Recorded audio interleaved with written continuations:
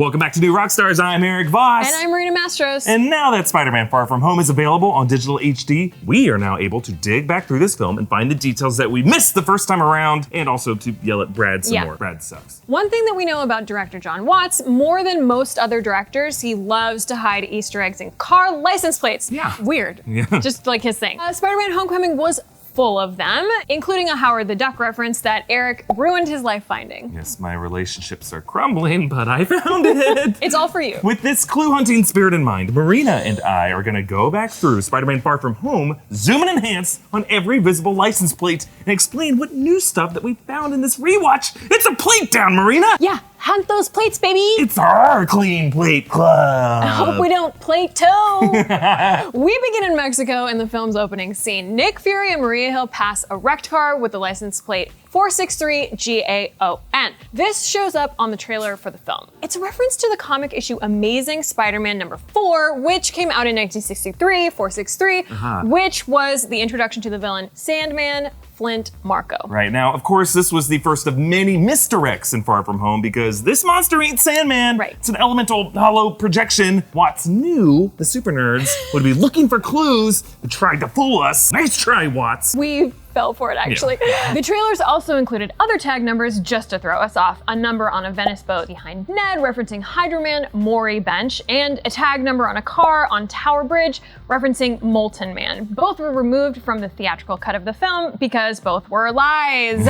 But as you watch the film, more license plates do appear. The bus that Dimitri drives through the Alps features the tag NK6224RE. Let us know if you can figure out what that's a reference to. And then later in Prague, the Audis that Fury, Hill, and their team drive up might have some clues as well. We know the one that Hill drives is tagged ASM28965, which, like that cut tag from the trailer, is a nod to Amazing Spider-Man #28, released in September 1965, the introduction of Molten Man, which this Prague elemental is taking inspiration from. But the other Audis have tags too. GNL83226, ARL 47268, one that looks like 3 something something 52.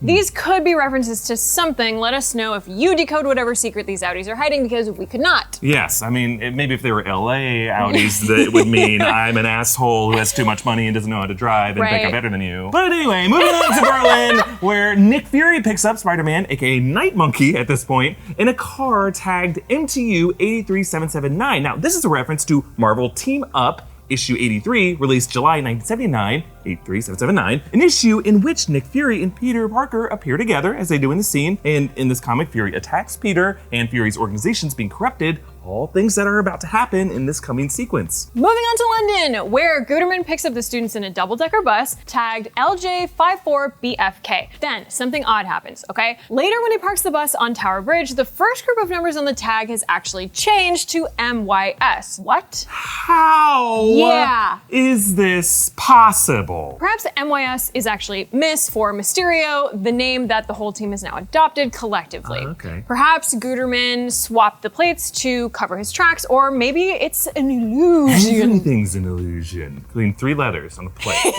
Now, this bridge is filled with vehicles and tags that we're not sure about. There's like a motorcycle tagged WJ66YSS. A black car tagged YT12DFZ. And then there's a blue Audi tagged LT08RGV. Another white car tagged OV04JXN. But then we stumbled upon one that's actually a pretty cool reference. There's a blue Beamer tagged M95XLV. Now, XLV is a Roman numeral for 45, and the Astonishing Spider-Man #45, released in 1995, was the debut of She-Venom, revealed in Venom last year as Eddie Brock's ex-girlfriend Anne took on the symbiote. And with this latest Sony-Disney divorce, a world with She-Venom could be where Tom Holland Peter Parker is headed next. It's very possible that the next time we see Peter Parker on screen will be in a Venom crossover. Now, the car beside it we're not so sure about. The plate is VX66XAE, but then there's one we decoded, TSAM143. That is for the Amazing Spider-Man issue 143, in which Spider-Man battles Cyclone, similar to the elemental of this battle. Back at the airport in the US, Aunt May picks up Peter in her car, tagged AMF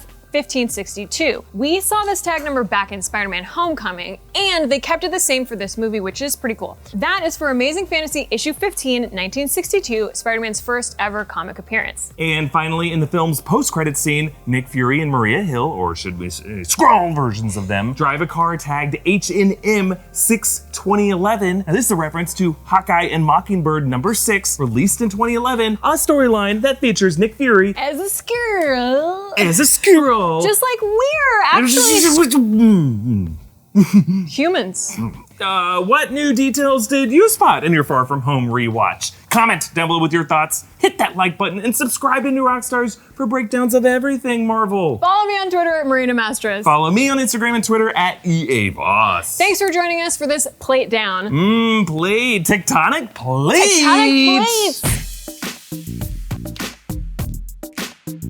We did a deep dish dive That's right. on this plate down. That's right. Enough with the platitudes. Okay, enough with the places. Just give it to me straight. I guess we both laid our game down quite flat.